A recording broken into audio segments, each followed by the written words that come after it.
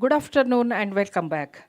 After the lunch break, we assemble here to explore yet another vibrant tradition, the Kanwariya Sampradaya, a symbol of devotion, pilgrim, and deep rooted faith.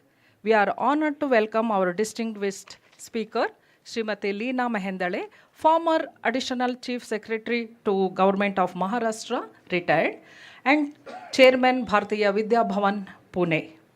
A versatile personality whose contribution to literature, administration, and cultural thought are widely cherished. Madam, we warmly invite you for the afternoon's discourse. I request our director Sri H.N. Suresh sir to come on the dais and felicitate our esteemed guest.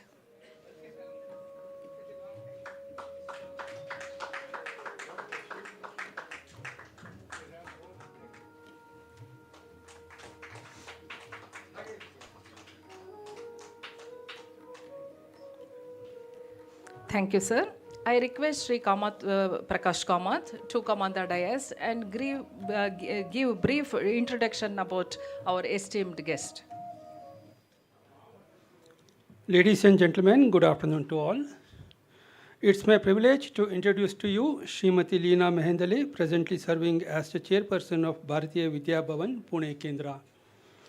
A distinguished officer of the IAS Maharashtra cadre, she has held several eminent positions during her distinguished career. She served as Additional Chief Secretary from 2008 to 2010, later as member of the Central Administrative Tribunal, Bengaluru from 2010 to 2013, and subsequently as the Chief Information Commissioner of Goa. She has also contributed as the Regional Council Chairperson of the Bhandarkar Oriental Research Institute, that is BORI. Academically, Srimati Mehendale is a powerhouse of learning, holding degrees in MSc Physics and Project Planning, MBA in Human Resources, and LLB. Her intellectual pursuits have translated into prolific writing. She has authored 20 books in Hindi and 15 in Marathi, spanning subjects from administration and science to children's literature and translations. Her recent acclaim comes from her monumental series of 90 lectures on Samagra Mahabharat delivered at Bhandarkar, which have been widely appreciated for their depth and insight. Beyond administration and scholarship, Srimati Mehendale has been deeply committed to social reform. Between 1983 and 1988, she worked tirelessly for the eradication of the Devadasi system in Maharashtra, ensuring the economic rehabilitation of nearly 170 women. Her exploration of Bharat's languages, culture, and socio-economic political dimensions has been both wide and profound. In the digital age, she continues to inspire as a popular YouTuber running two vibrant channels, Rashtra Chetana and Sanskrit TV. Today, we welcome a leader, reformer, scholar, and communicator whose life's work embodies dedication to knowledge, culture, and social justice. I now request Srimati Leena Mehendale to present her paper. Thank you. Namaskar. I start with my profound thanks to Bharatiya Vidya Bhavan, Bangalore, and my boss to Lord Krishna.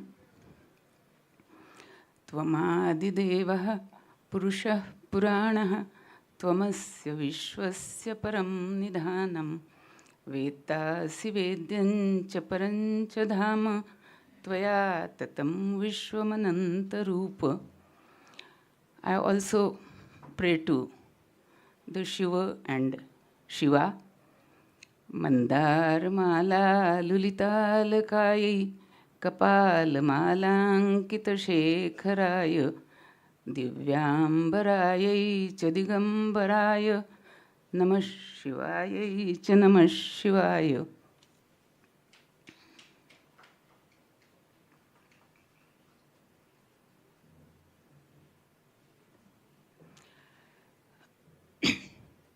Friends, I'm going to talk on a very unique feature of Indian culture, which is called Kanwad Parampara. There was a time when this Kanwad Parampara was very elaborately practiced throughout India. Now, for some reasons, mostly for the reason of distance maybe, it has now remained restricted to major parts of northern India, but the traces are still visible in the southern parts also. Kanwad Parampara is basically a Rudrabhishek to Shiva. It is a bowing to Shiva. And along with Shiva, there is also a bowing to Shakti. So, why do we feel that this kind of a parampara is important, and how it has originated, or why it has originated? So, as we know, our land is a land of Sanatan Sanskriti, and I feel that two characters are very, very important. They are Upasana, I have written, and Tirthatan. Shortly, I will deal with why I consider them to be very important.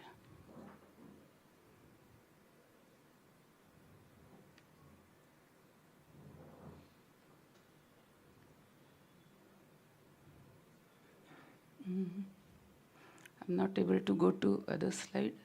I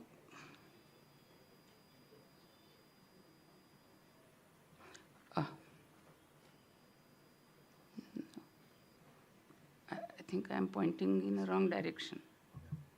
This is forward. Yeah. This is backward. Okay. From back, Oh, I have to point here. Okay. then this is the first slide, right? Yeah. If you want to go next, Yeah. next. Okay. This one. Okay. Okay. If you want to come back, only. Okay.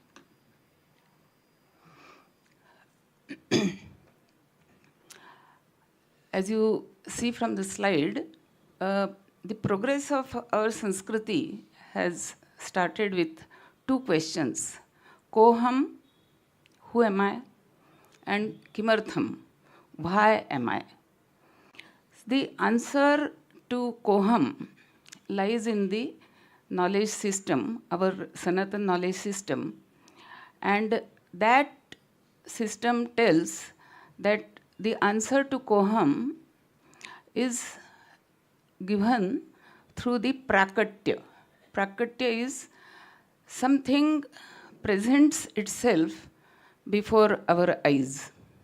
So, all the Vedas are manifestations or Prakatya. They appeared before our eyes, that's why they are called Darshana. This is in contrast with the Western concept of development of knowledge, or they go by the principle of evolution, Uttarottar Pragati. So, even it is the Uttarottar Pragati of the species. Whereas in Indian system, that is not the case.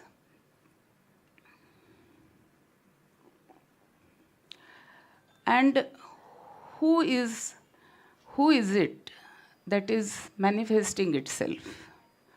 So we have this concept of what existed before the existence came into existence.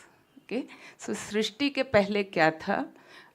I will be speaking in English and Hindi, and you will pardon me for not knowing Kannada, except that sometimes I can do this jugglery of writing Kannada script.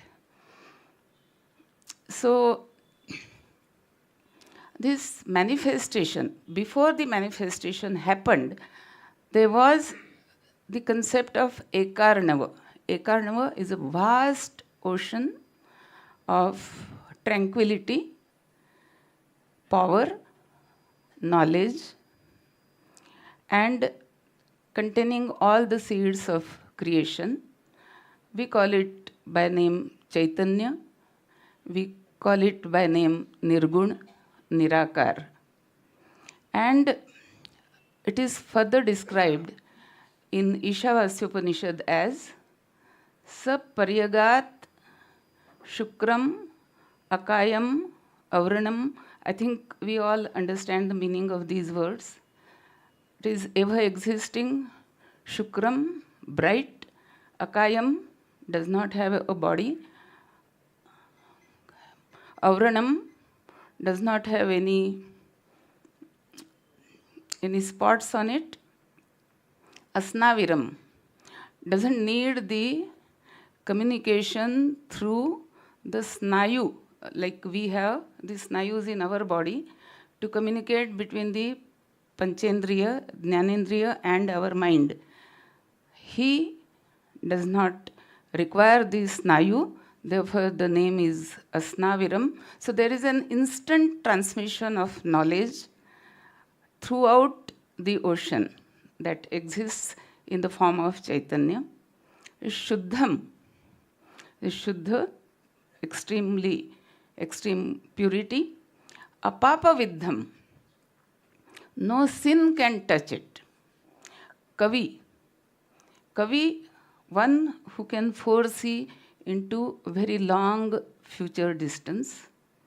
Manishi, who is capable of thinking great. Paribhuhu, it encompasses everything. And Swayambhu, it self-generating. And the shlok which I chose, which is Shiva and Shiva, because according to the tradition of Shiva Purana, the Shiva cult, the manifestation of this Chaitanya first appears in the form of Samba Sadashiva. So it is Sadashiv. Sadashiv is one who will always do Kalyanam, Mangalam, Shivam.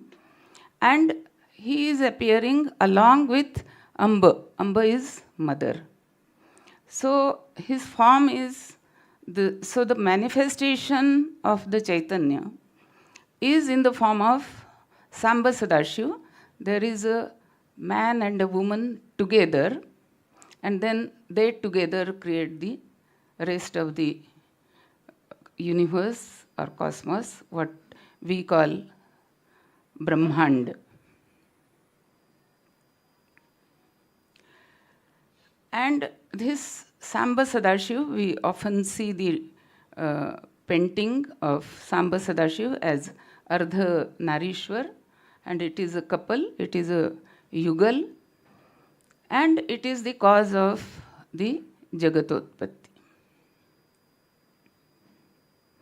If we run through our timeline of our Grantha Rachana, or how our texts reveal the possible timeline, what happened first, what happened later.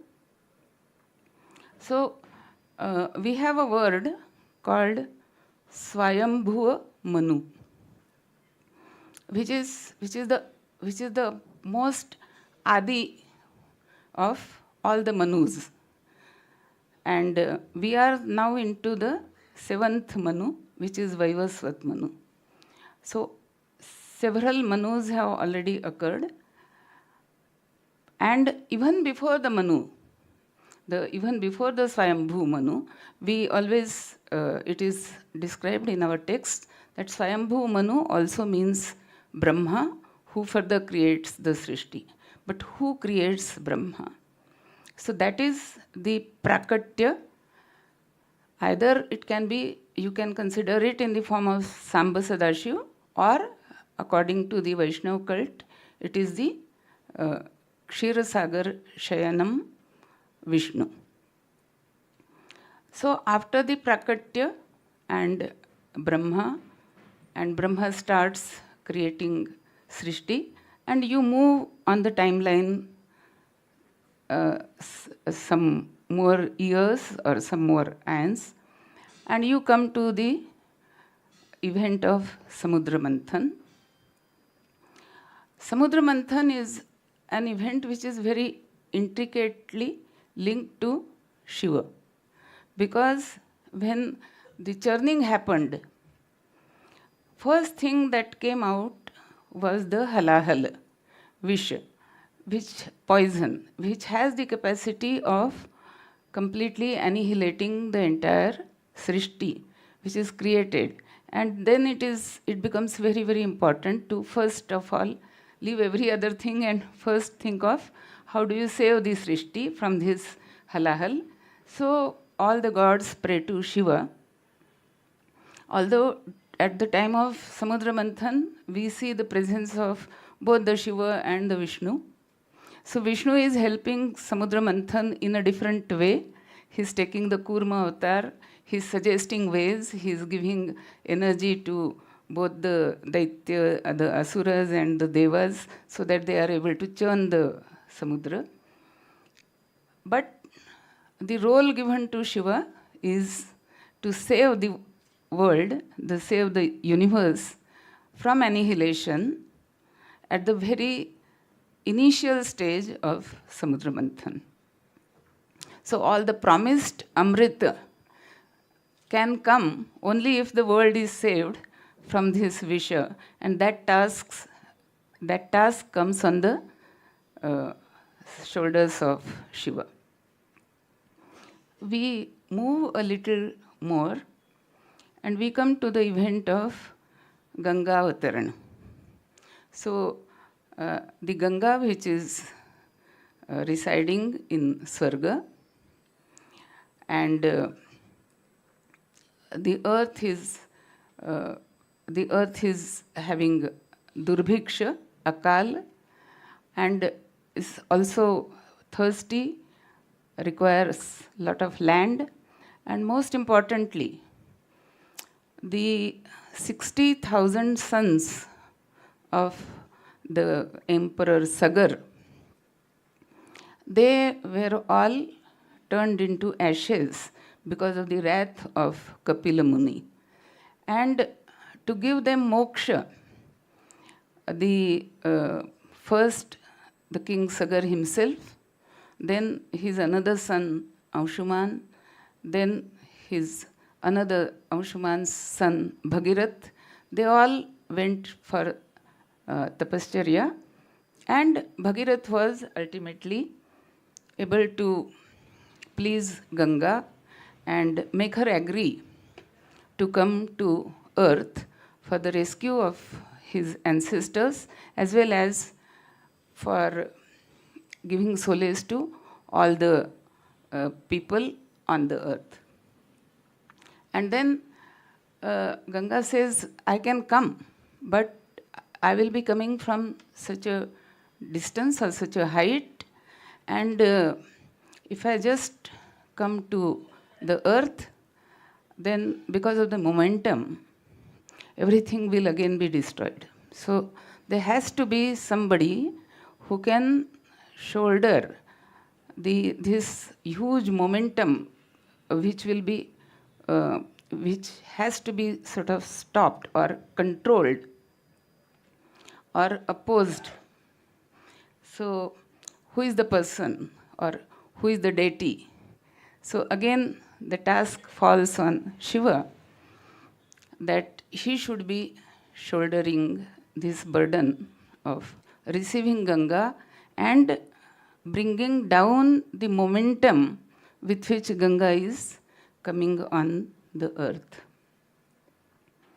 So Bhagirath again goes into tapascharya and he pleases Shiva, and Shiva agrees that, okay, I will spread all my jatas and then Ganga can come.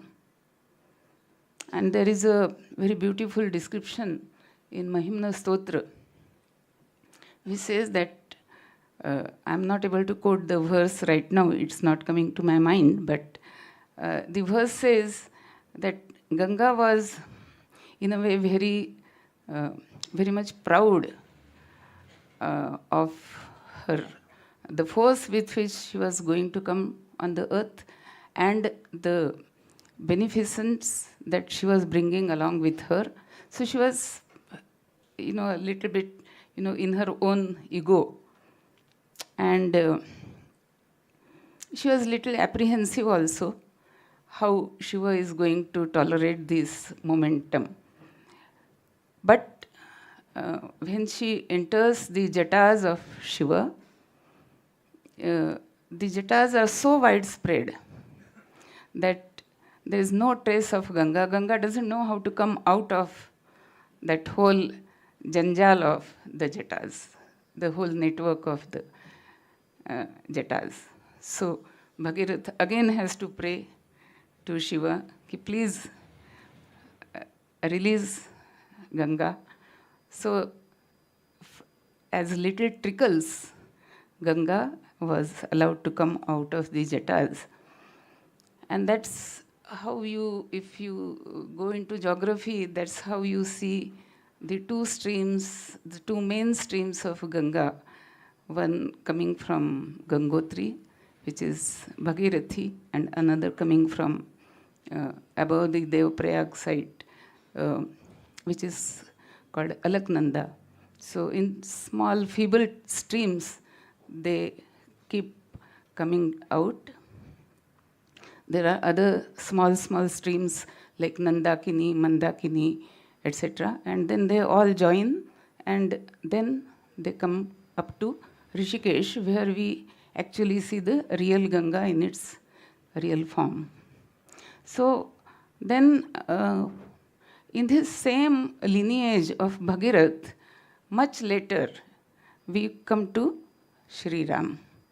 And we come to the era of Ramayana, which is now sort of, it's a little debatable still, but about 50-60% there is an agreement that Ramayana must have occurred sometime about 7,000 to 10,000 years from today. And Mahabharata must have occurred around 5,000 years back. And one event that goes in favor of deciding the timeline for Mahabharata is our Yugabda Panchanga, which talks of 5,100 and today 27 years of Yugabda. And Yugabda happened somewhere contemporary with Mahabharata, either end of the Mahabharata war, or the end of Krishna's life, or the Pandavas coming on the throne. So there are various theories, but it's all within that same period, so around 5,000 years. And then we come to today, which is 2025 AD. Now, if we see this entire timeline in our history, we find that this cult of Shiva and Vishnu as the main protectors and benefactors for the whole world, that continues throughout the history of Sanatana Dharma.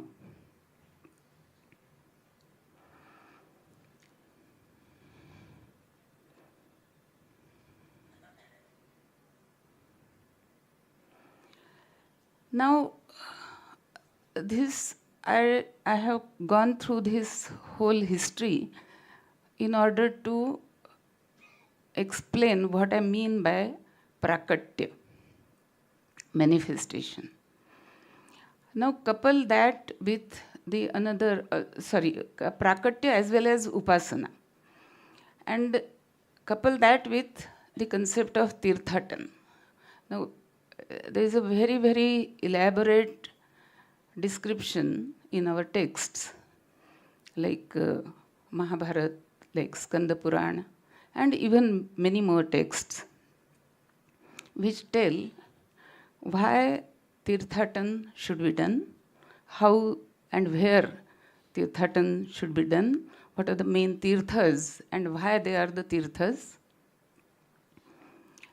But if we look at it from a very modern angle, I think that there are really some very practical uses of Tirthatan, such as knowing our country's geography, knowing from the language which is gathered in other parts of the country, imparting our knowledge to the people in other parts of the country, transmitting the paramparas and sanskritis between the different parts of our country, build up some kind of synergy. Then also know the glory of our ancestors, put them in folklores, recite them, all these things which make us into a rashtra. All those elements of a rashtra, of a progressive rashtra, of a vicharashil rashtra, they come from the fact that we have this parampara of Tirthatan. And if I may digress slightly, we find the mention of a typical sect called Yayavar.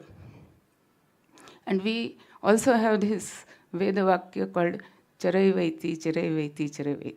Even we just heard Buddha's life history some time back, and his Upadesh is also, oh my bhikkhus, do travel across the country.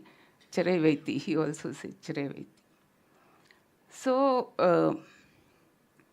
this Yayavar sect, as I was saying, there is this story of Jaratkaru and his son Astik in Mahabharata. And this Jaratkaru, who was a Yayavar, and his Yayavari tapasya was so powerful that at one place he also is telling his wife that you must know that Surya cannot go to Astachal without taking arghya from me, because it is my practice to offer arghya to Surya.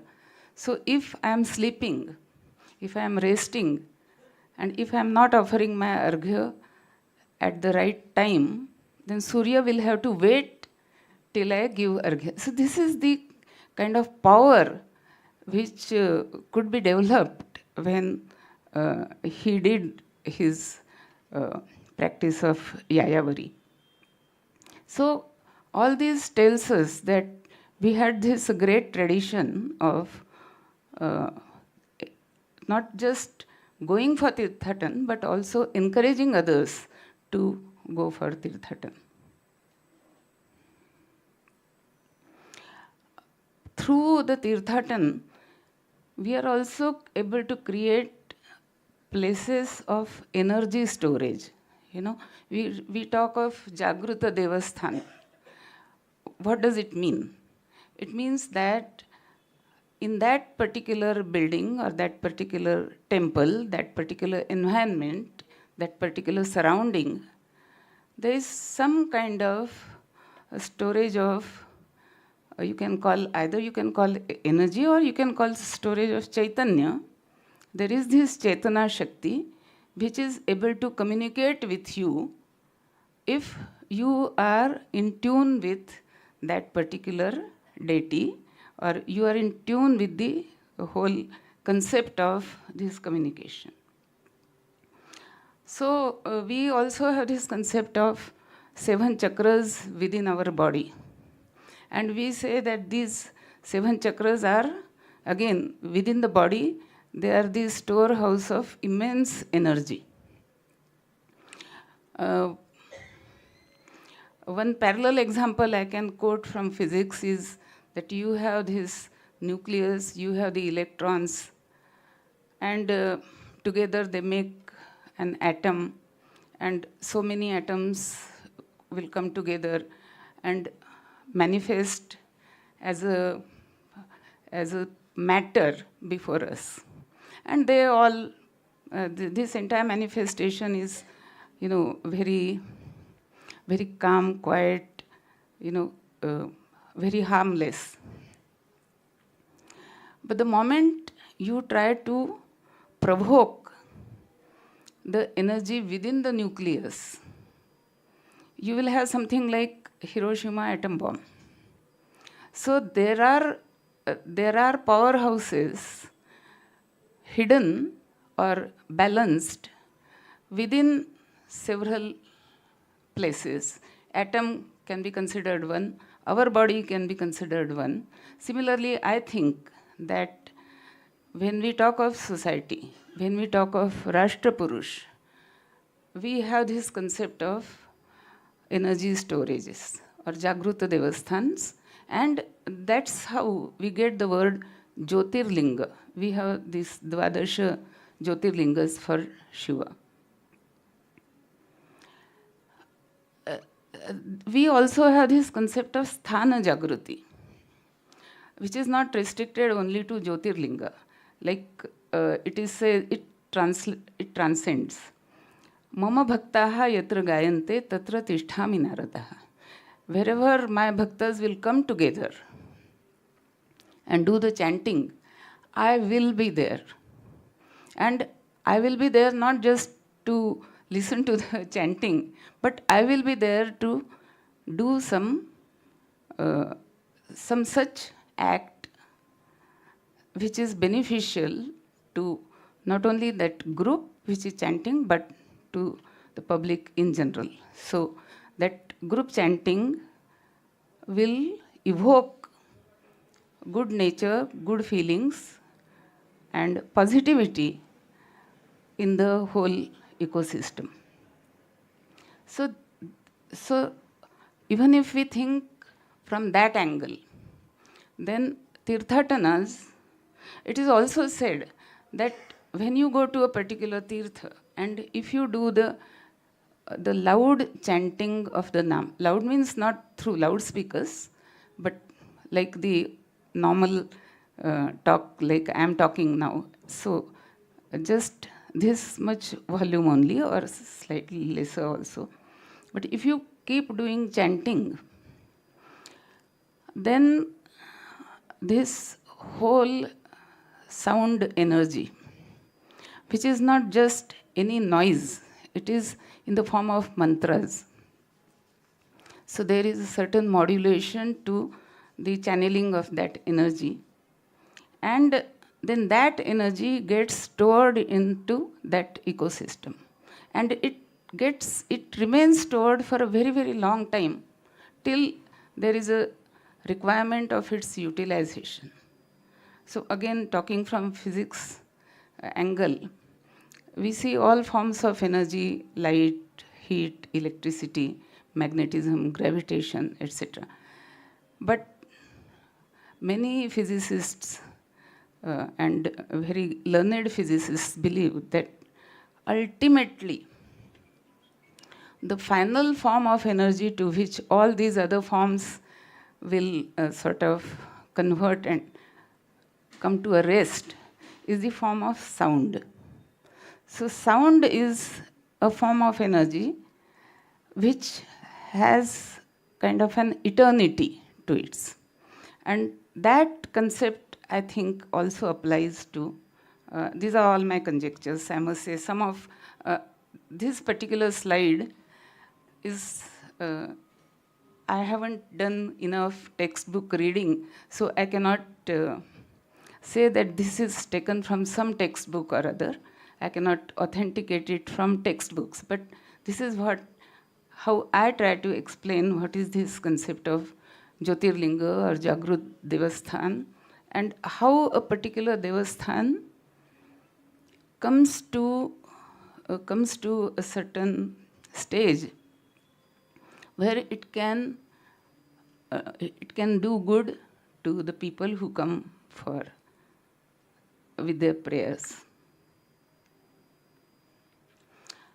So now Kanwariya Yatra is partly to be seen as this whole tradition of Tirthatan, but it's also to be remembered as the enactment of Gangavataran.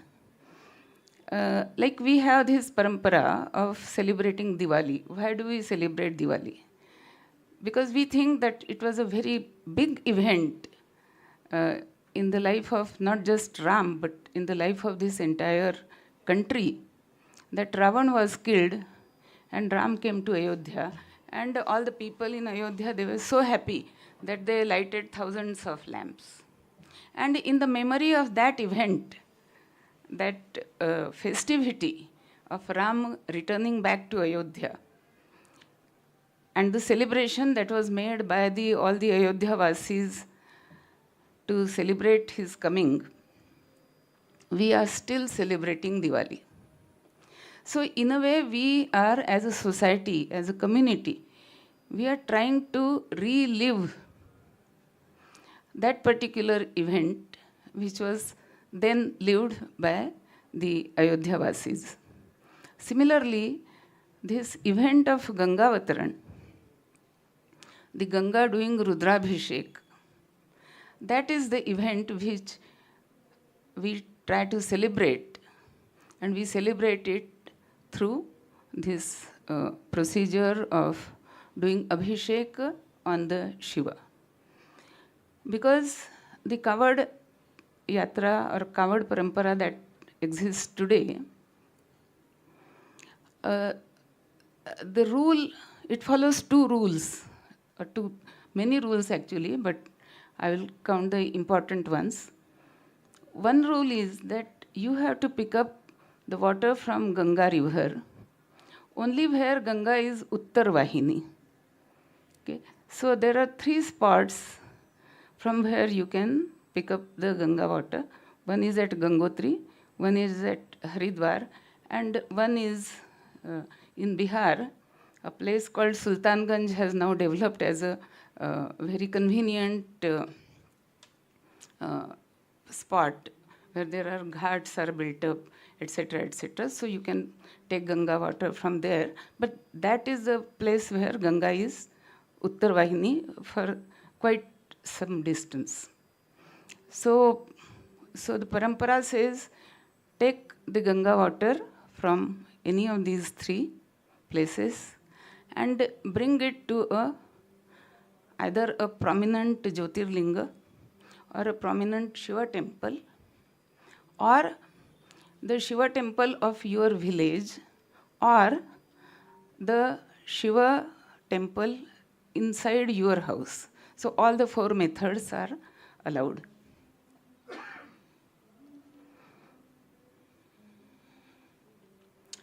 I just tried to put some definition for parampara. It is a certain methodological methodology which is practiced by a group of people and which takes forward the societal knowledge, history, art, music, and in a way that helps in the preservation and sustenance of Sanskriti. So we have this parampara of taking the water from Ganga and bringing it to a particular Shiva temple. The Kanwad Yatra, which these days is performed in a very, very large number, is at the Vaidyanath temple, which is located in the present Jharkhand. It is one of the Jyotirlingas, and it is the only Jyotirlinga where you find the temple dedicated to Shiva and Shakti together. So all the other Jyotirlingas which we have in the country, other 11 Jyotirlingas, it's only the Shiva Linga. But Vaidyanath Dham is a particular Jyotirlinga where you are having the Shiva Shakti together. Vaidyanath Dham is also considered to be the place where you can get a complete Roga Mukti. So Vaidya refers to Ayurvedic practitioner or doctor. And it is considered that Ayurveda, as a branch of knowledge, has the ancestry in Shiva himself. So from Shiva, the knowledge comes to Shukracharya, who is the holder of Sanjeevani Vidya. And from Shukracharya, it gets disseminated to other people. After Shukracharya leaves the side of Daityas, and he declines to be the guru of Daityas anymore. That happens sometime during the Kacha Devayani story, if you people have heard about it. So I will not go into that. So Vaidyanath temple is also, the Shiva is worshipped here as a Vaidya.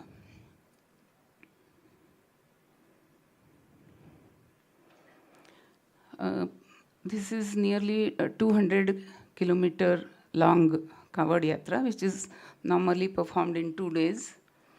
And people can rest.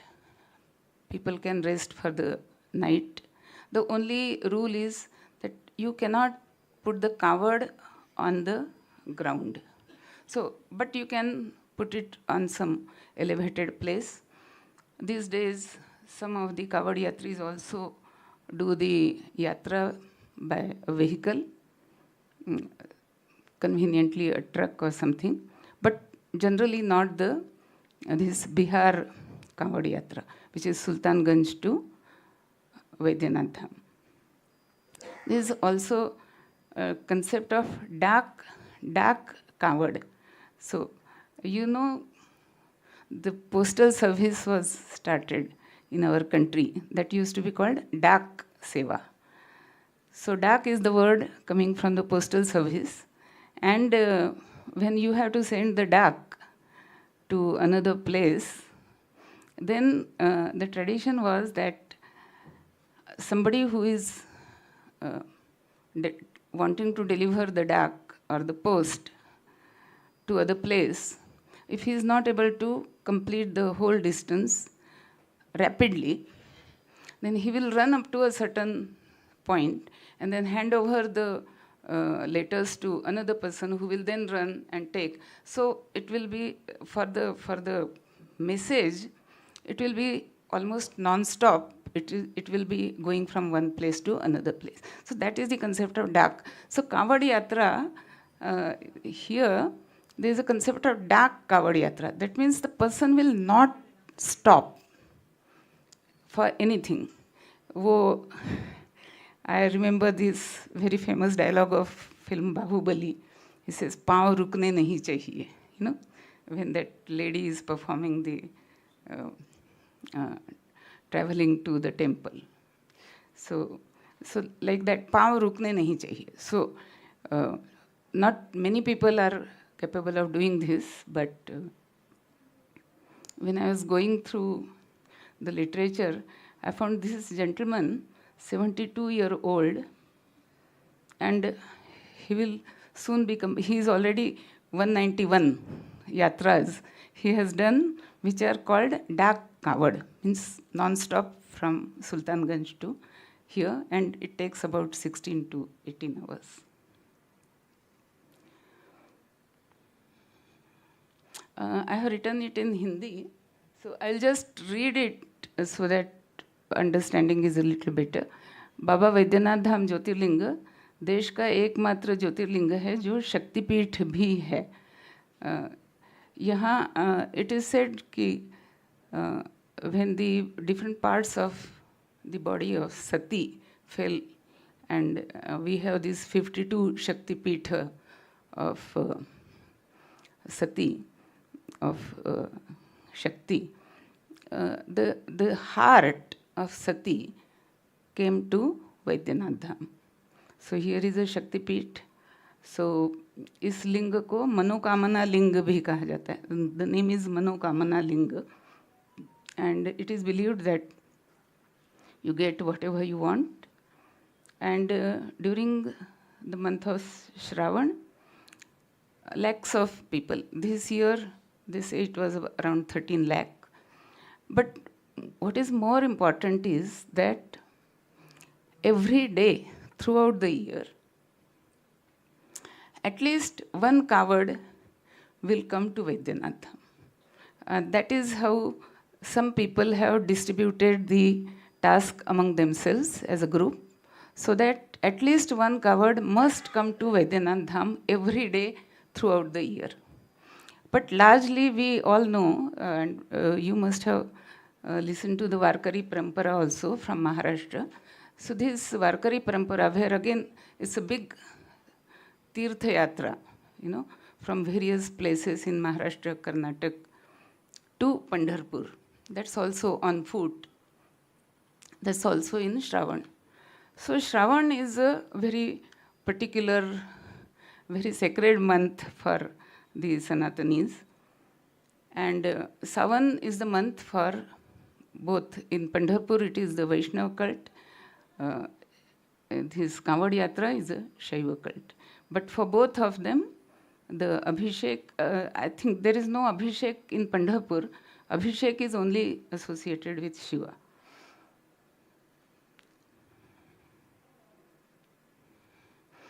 It is also it's also there mentioned in the folklores of this place that after returning to Ayodhya, then Ram, Lakshman and Sita also undertook this Tirtha Yatra of Prayagraj, then Gaya, where you do the Pindadan for the Pitar, and then they took the water from Uttarvahini Ganga and came to Vaidyanath Dham and did the Jalabhishek. So I have just managed some of these pictures for you to relish. They are all available on the internet. This is Sultanganj, where you can see the whole crowd which is assembled here to take the water from Ganga.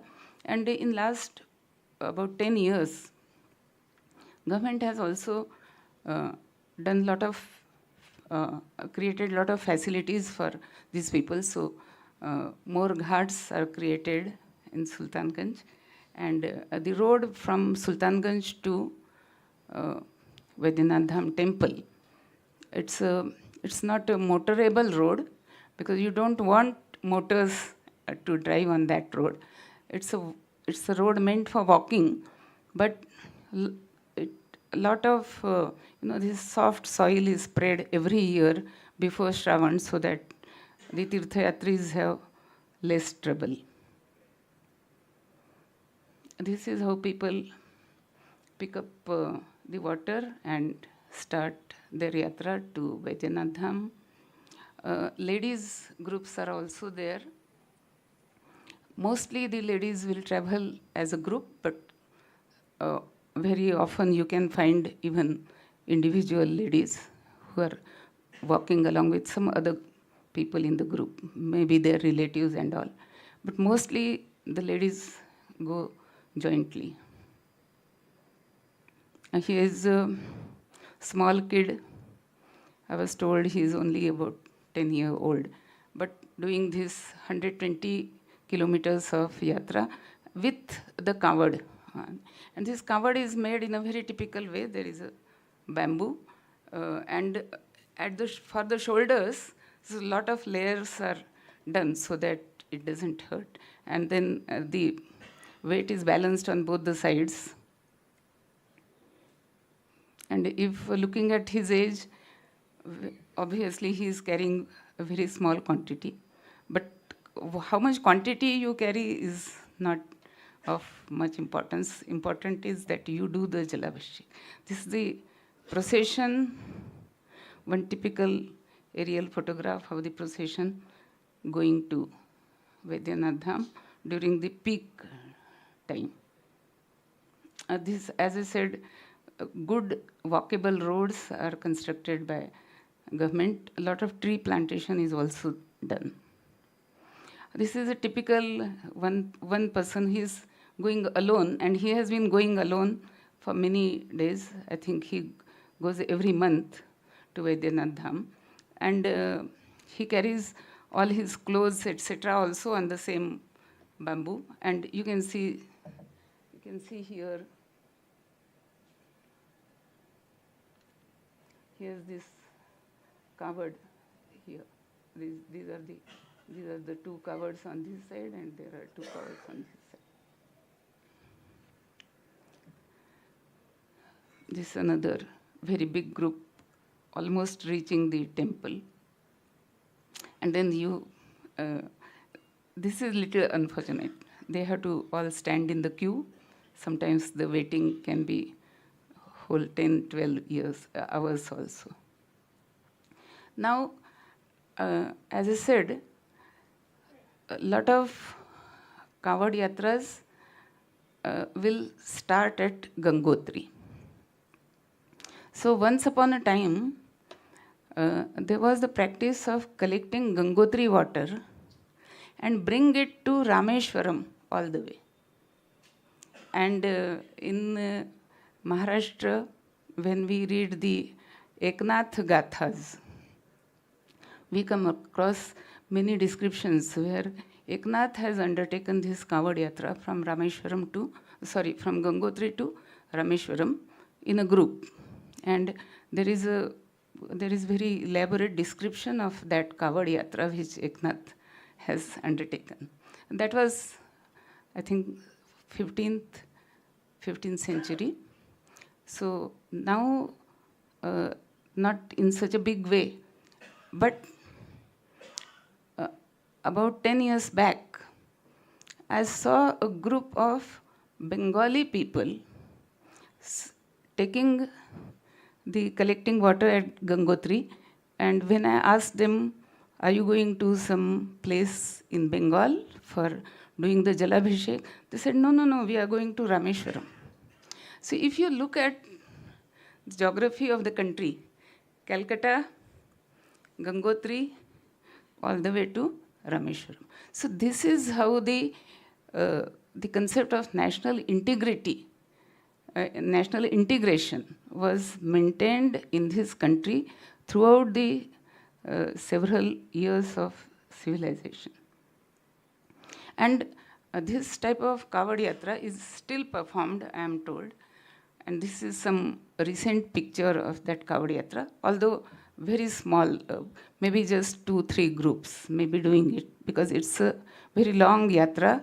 And the Eknath Yatra, the yatra which Eknath took, it took him 9 months. That's the description. So, but as I mentioned, the group which I saw coming from Calcutta, they were doing part of the traveling via railways. So people have found some shortcuts also, but that's all, to me, it's all acceptable as long as they keep up the concept of, uniting the north and the south through this method. Then there is another yatra where water is taken at Haridwar and brought all the way up to Devdhar. But this is also about 1300 kilometers, so, and it takes a long time. So generally, you will not see many groups doing this Kavod Yatra. Then you have from Rishikesh, from Gangotri, you come to Rishikesh, and there is a Neelkantheshwar temple, and this yatra is about 250 to 300 kilometers. You can complete it in 4-5 days. So a lot of people do this. But if you have to do Jalabhishek at Rishikesh, then you cannot take water from Haridwar, although Haridwar is very close, because then you will be going upstream of Ganga. So you have to come downstream. So you have to come from Gangotri to Rishikesh, not from Haridwar to Rishikesh. I've just listed the 12 Jyotirlingas. Now, I found this picture also on the internet. 51 feet long, they have made this covered. And all these umbrellas that you see, they have the Shiva Linga underneath. So you can see this is a Shiva Linga, this is Shiva Linga, this is Shiva Linga. So about 21 Shiva Lingas are there in this. And this yatra is going from Katni to Baijnath Dham. Of course, they travel up to Sultanganj, they travel by railway, but every year they take it. And Katni, as you know, is in Madhya Pradesh. Similarly, although I don't have picture here, but there are people who are coming from Haridwar to a place in Akola. Akola is a place in Maharashtra near Nagpur. So not the whole Gangotri to Rameshwaram, but at least Haridwar to Akola, some small part. That is still, and I think this year they are completing 75th yatra, so they are having a better celebration. This is another typical way how, if you want to carry more water, then this is how, at the back you will see, they have tried to make it comfortable, and then they are able to carry these many, 10 of them. So you carry a lot of water, and that water is also, it's quite a weight, but people undertake this sankalpa and complete it. This is a very typical, like we have the Ganesh Utsav, but tableaus you can say. So sometimes not everybody will do this, because this only very, when there is a big group and people are more enthusiastic, but they will make very good tableaus like this. This is another tableau having Nandi and Ganesh, and then Shiva. And Ganesh is acting as the Sarathi of Shiva in this picture. This is, as I said, sometimes you can find girls also, not in groups, but out of their own enthusiasm, they undertake this journey. This is a scene from Haridwar, where a lot of Kanwariyas are waiting. They have already collected water, so they are waiting to pack their kavad. This is another picture of kavad. These are some of the pictures. So, along with kavad yatra, I feel I should mention about 2-3 other practices. Like there is a practice that when Kedarnath temple gets closed, then what we call Bhoga Murti, that is brought to a place called Ukhimat. I hope all of you understand, but I'll take 2 minutes to explain what is a Bhoga Murti. See, in the Saguna Upasana, we believe that the idol or the murti has a prana in it. So for the murti, we do the snanam every day. We change the clothes, we offer naivedya, okay? We offer some time to sleep, rest, like that.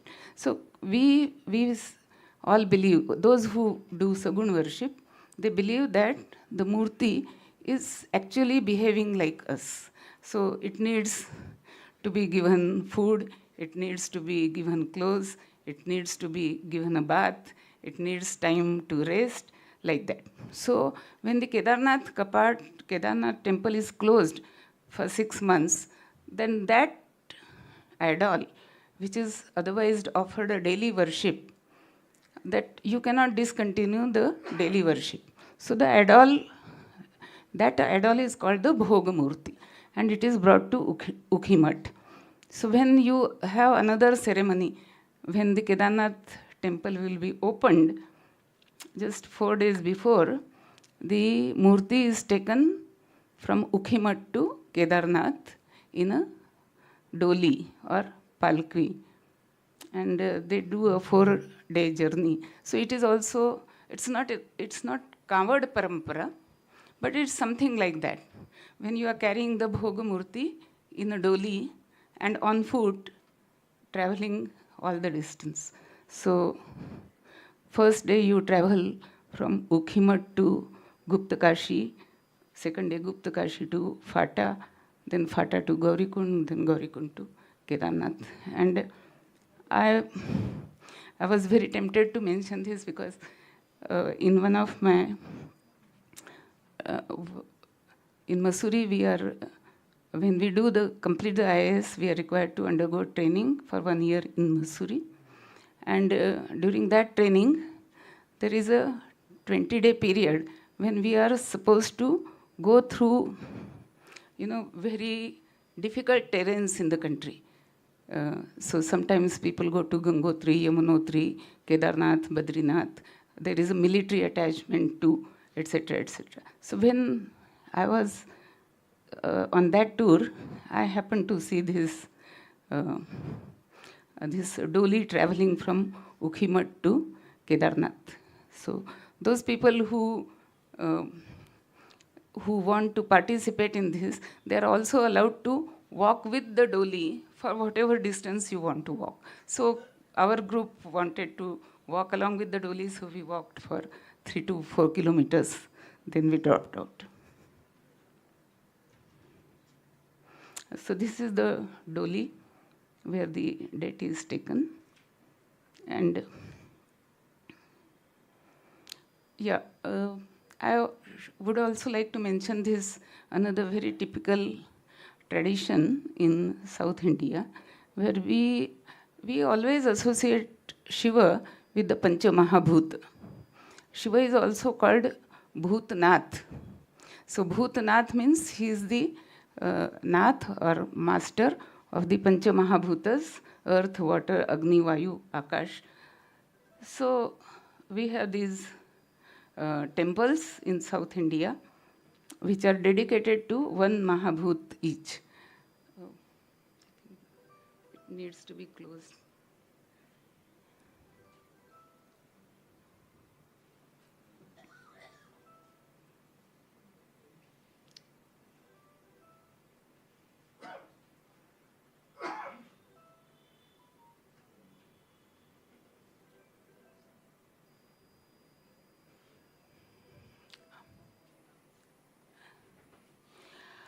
Now, this is another very important concept associated with Shiva.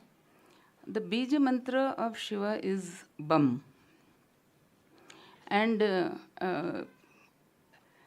in Ayurveda and even in the Kundalini Parampara, it is believed that each akshar of our Sanskrit Varnamala, K, Kha, Ga, Gha, Nga, Cha, Cha, Ja, Jha, all of them, they are the Bija mantras, and if chanted, then each one has the power to take care of the illness associated with some part of our body. So this Bam is associated with the urinary tract, and this Bija mantra, Bam, Bam, Bam, it has a good effect, a curing effect on gout and even the other forms of arthritis, which are caused by the imbalance of uric acid in our body. Similarly, each letter has good impact on some part of the body, but Bam is the Bija mantra for Shiva. And therefore, those people who are doing the Kanwariya Yatra, all along the route, they will be chanting Bam Bam Bole, Bam Bam Bole, Bam Bam Bole. So, and there are a lot of songs also written with Bam and Bam Bam as a theme. There is a tradition in Bengal where they write out a whole story on a long cloth, which is called patua or pat. And then it is rolled. And then the actor will come on the stage and it will start unrolling the roll, and so two lines, 3 lines, 4 lines will start appearing, and then he will narrate that story, and he will also enact that story. This is tradition, Patua tradition in Bengal, and which is mostly they narrate the story through hand paintings, and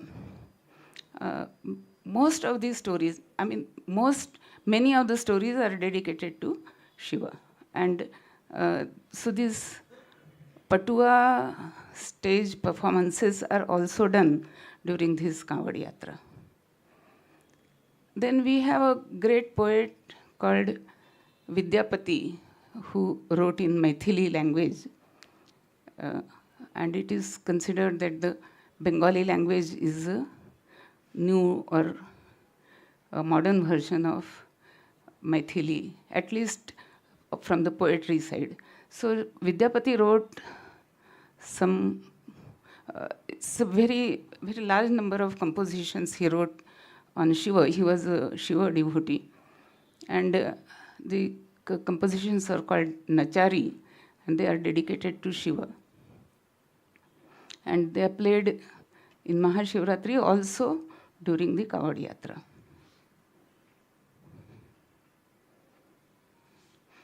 And it is said about Vidyapati that his compositions were so much liked by Shiva that Shiva wanted to keep on listening to his compositions. So decided to take up the job of a servant in Vidyapati's house. And then one day he suddenly disappeared. And then Vidyapati was also so attached to him that he wrote a very beautiful bhajan, Ugna re mura kata galare. You can sometimes, if you like, you can listen to it on the YouTube. And then Mahadeva came and gave darshan to Ugna.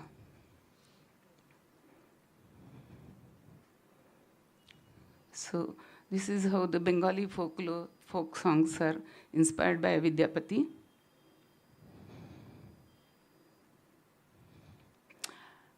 The typical themes for bhajans during the Kanwad Yatra is Shiva ki Barat. When Shiva goes to marry Parvati, there is a very elaborate description of his Barat in Shiva Puran, and lots of folk songs are written based on that description.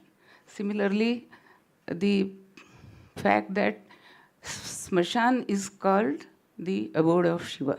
So many songs are written on this theme. Then Ashutosh, one who gets pleased very quickly, and it is always mixed with the Bhasmasur Katha, because Bhasmasur did a very little tapascharya, but Shiva was very happy and immediately gave him the blessing कि किसी के sir पर तुम हाथ रखो, जाके sir पर हाथ धरूं मैं, होए भस्म नर नारी. And Bhola Bhandari was such a Bhola Bhandari कि he gave him this blessing. And Bhasmasur said, okay, let me try it by putting my hand on your head only. And then Shiva didn't know what to do. So then Vishnu comes, and then in the form of Mohini Rupam. So this is the second time Vishnu has taken the Mohini Rupam. And this Mohini tells Bhasmasur, oh, Bhasmasur instantly likes her and asks her to marry him. So she says, okay, but I have taken a vow that whoever is able to compete with me in dance, I will marry that person. So I will do the dance and you should follow me.